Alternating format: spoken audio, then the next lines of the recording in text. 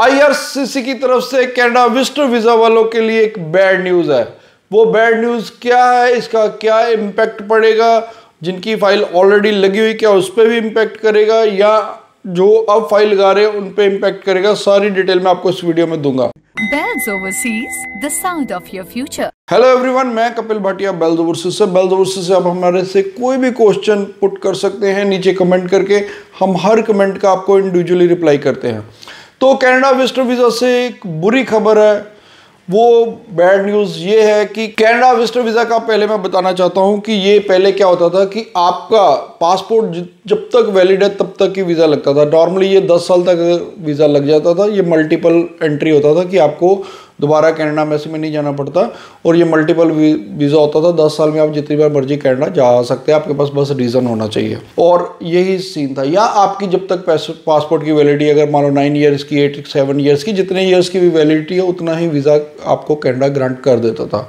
लेकिन इस पे अब आईआरसीसी की तरफ से ट्वीट आया है जिसमें ये कहा गया है कि आप जो विजिटर वीज़ा वो ग्रांट करेंगे, पीरियड वो वीज़ा ऑफिसर की डिस्क्रिप्शन पे छोड़ दिया कि आपने 1 मंथ के लिए देना है, 3 मंथ, 6 मंथ, 1 ईयर या 10 ईयर्स के लिए देना है।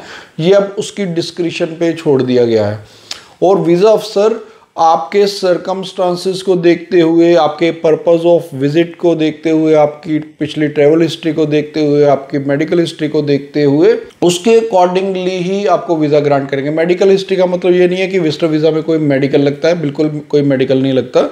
लेकिन अगर आपका कोई पर्पस मेडिकल के रिलेटेड है तो उसको देखते हुए वो वीज़ा ग्रांट करेंगे। तो अब जो आने वाला सिनेरियो है वहाँ पर अब वीज़ा अफसर की डिस्क्रिप्शन पे ही ये डिपेंड करेगा। हालांकि यही आईआरसीसी का ट्वीट है, वो आज आया, तो हो सकता है कि आज के बाद ये इम्प्लीमेंट हुए, पर इस पे कोई उन्होंने क्लैरिटी नहीं दी कि जो पीछे फाइल लगी हुई है क्या उनको भी वो ऐसे ही वीज़ा ग्रांट करेंगे। हो सकता है वो वैसे करे, या हो सकता है आज से भी एप्लीकेबल करे। इसके बारे में भी कोई क्लैरिटी नहीं आई, ये भी क्लैरिटी आएगी तो मैं आपको डेफिनेटली बताऊंगा। लेकिन अब ये क्लियर है कि विजिटर वीज़ा ऑफिसर की मर्जी पे कि अब आपको कितने पीरियड का वीज़ा उन्होंने देना है। तो अब वो वाली बात खत्म होगी कि आपका 10 साल का ही मल्टीपल एंट्री वीज़ा लगना है, वो बात खत्म है। हो सकता है आपको सिंगल एंट्री का वीज़ा मिले, 1 टाइम के लिए मिले, हो सकता है आपको 10 ईयर का मल्टीपल वीज़ा भी मिल सकता है। ये डिपेंड करेगा कि आप का पर्पस ऑफ विजिट क्या है, कि आप किस लिए जा रहे हो या आपको क्या क्या ज़रूरत है। अगर आपको ज़रूरत वीज़ा अफसर समझता है कि बार बार आपको कनाडा आना पड़ेगा, जैसे कईयों के बच्चे हैं तो बेटा या बेटी है, तो हो सकता है उनको मल्टीपल वीज़ा भी ग्रांट करें। या अगर कोई वैसे कोई एक सिंगल विजिट के लिए जा रहे थे, उनको सिंगल विजिट के लिए ही वीज़ा ग्रांट करे। तो ये एक बुरी खबर है। पहले से ही कनाडा विजिटर वीज़ा की ऑलरेडी फाइल्स इतनी पेंडिंग है, मैंने बताया था कि शॉकिंग है कि 13 लाख फाइल के करीब टेम्परेरी रेजिडेंट वीज़ा की हो गई हैं, जिसमें से मेजॉरिटी ऑफ फाइल्स विजिटर और टूरिस्ट वीज़ा की है। उनका रिजल्ट्स नहीं आ रहा, और रिजल्ट्स भी जो 50-50 आ रहा है। ऊपर से ये एक और बैड न्यूज़ आ गई है कि अब वो वीज़ा भी अपनी मर्जी से ही देंगे।